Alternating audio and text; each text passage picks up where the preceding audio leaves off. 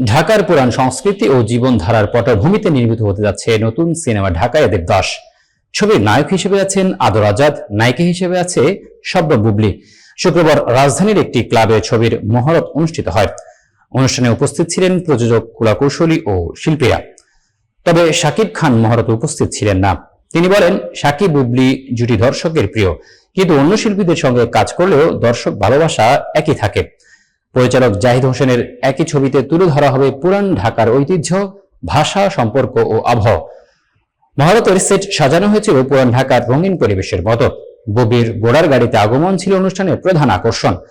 ছবিতে আদর আজাদ ও বুবলি ছাড়াও অভিনয় করেছেন তারিক আনাম খান, শহীদুজ্জামান সেলিম, রাশেদ মামুন, অপু প্রমুখ।